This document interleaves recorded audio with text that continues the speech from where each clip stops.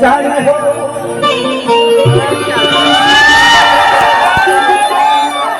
अरे कैसे आशीष, अरे वाह भाई वाह,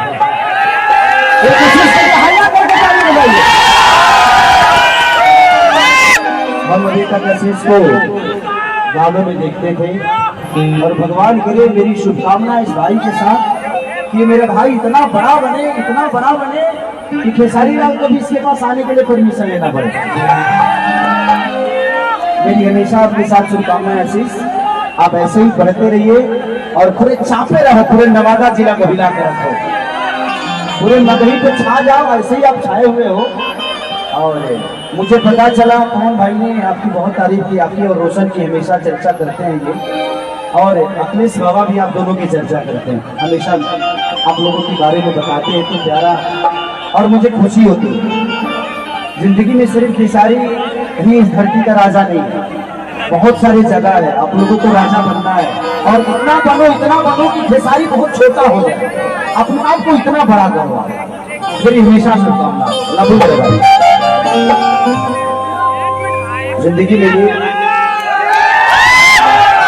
जिंदगी में कोई ऐसे बड़ा होता नहीं है, हम किसी को बड़ा होते हुए देख लेते हैं तो लगता है कि बड़ा है, बट बड़ा उसके पीछे की प्रोसीजर जो होती है बड़ी कष्टदायक होती है।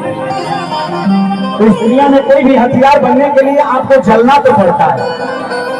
अगर लोहा खड़ा है तो उसको मोड़ नहीं पाइएगा, तो उसको जलना पड़ता है, जलेगा तो हथियार का रूप लेगा। तो दुनिया में कोई भी चीज, चाहे वो कपड़ा हो, इंसान हो, ये साउंड हो, ये मिट्टी हो, मिट्टी जब अपने आप को चिरवाती है तब जाके अनाज उग जाती है। तो जिंदगी में हर आदमी को मेहनत करना पड़ता है।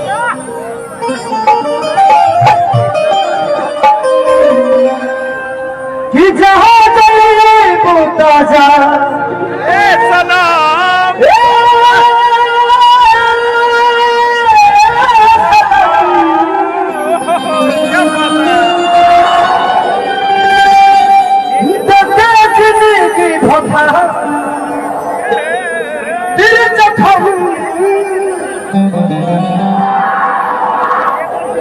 जगी सोचा हमारा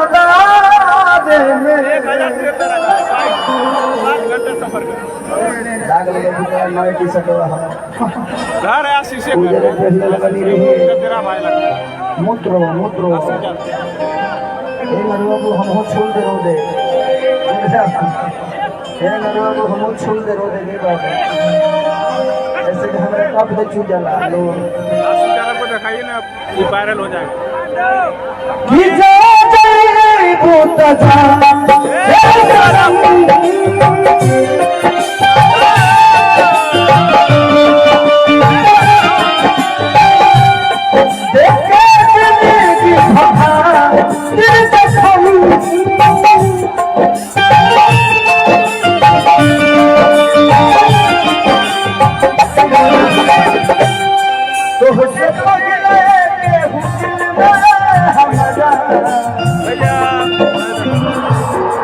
उससे पहले के हुस्न ने हमारा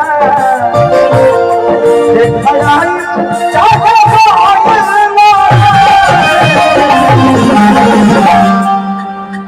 प्यार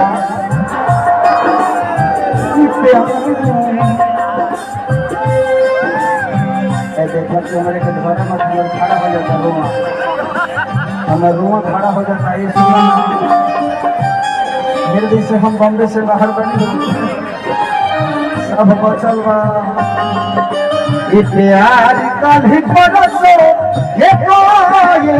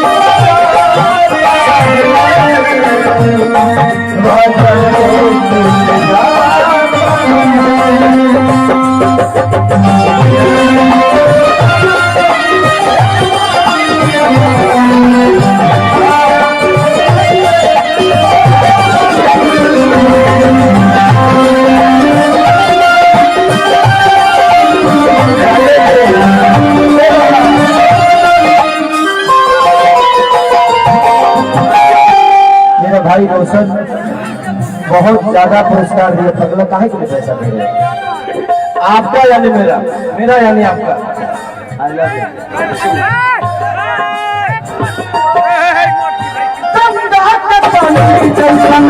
प्यारा जी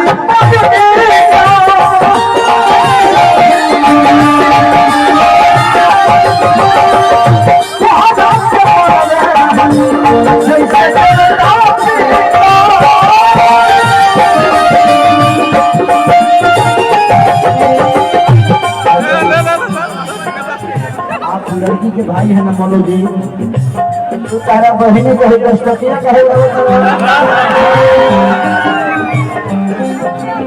ये देखो तू लोग तिलक कम दहला और वो में फर कष्टिया कर लो तिलक में कमी नहीं है। इस चीजों को दे दो, इस चीजों को कौन सा आइटम दोगे?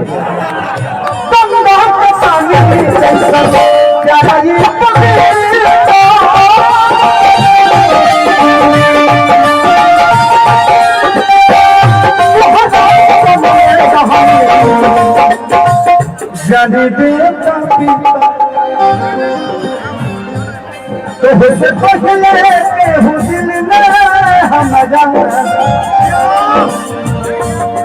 जाने आई